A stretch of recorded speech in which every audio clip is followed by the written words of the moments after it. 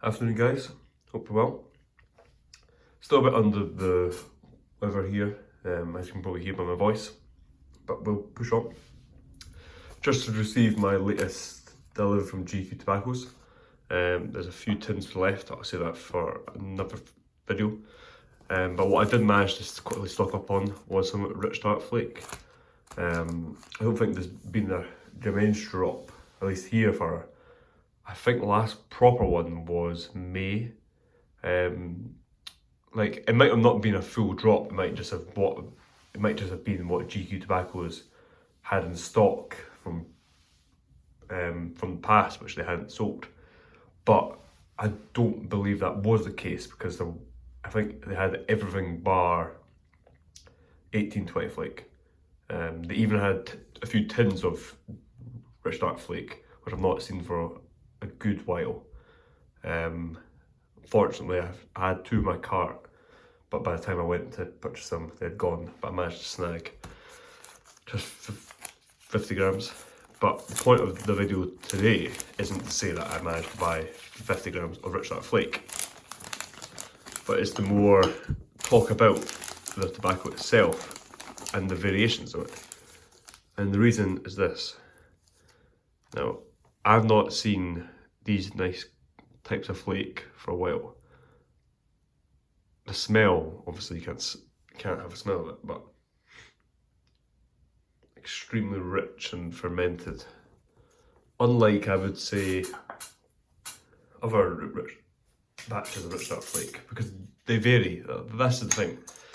It's all Germain's tobacco varies massively because they are a one-man band using a few hundred-year-old technology to cut and process the tobacco, where it's all slightly different. I still haven't changed this label. I know it's wrong. This is the perfect jar I find for whole flakes. This is the normal, I can't remember what ounce killer that is, but as you can see, it's quite a big jar.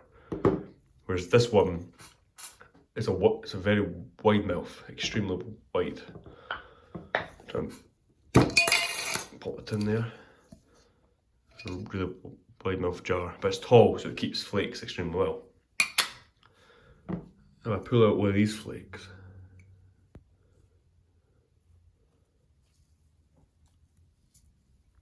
you can see the difference. Fair enough, this has been aged quite a bit. No, actually not that long. I think there's about 200 grams in there. Actually, I think maybe 250 of Rich Dark Flake in that one. I think that's from February. But the oiliness and the kind of molasses that are on these flakes that I've just received is incredible. The smell of these flakes is much deeper, richer than this previous batch. Try and get back in there. But yeah, like these jars are fantastic because you can keep the whole flake.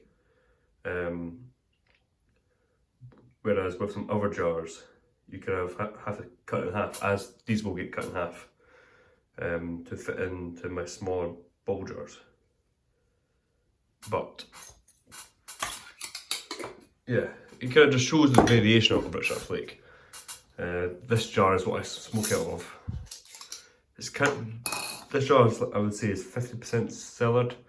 And with that, I've got another jar that I use for, but this stuff's my most aged Rich Dark Flake. This is from October of last year, so this is actually a year old. Again, the smell, they all have the same characteristics, but all smell dramatically different. This smell is the most aged. Well, it is the most aged. Not sure how much is in here. It's jam-packed. Probably again another 250 grams worth.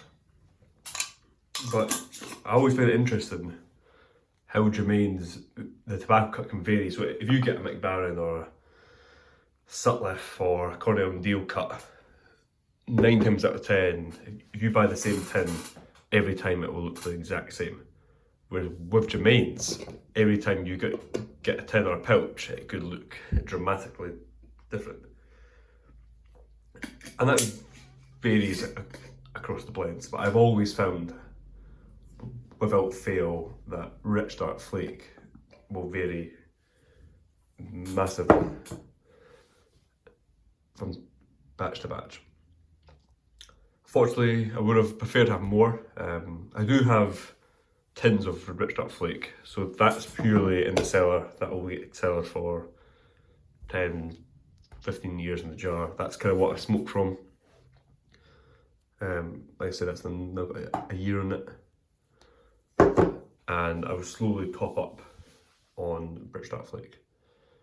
But these flakes,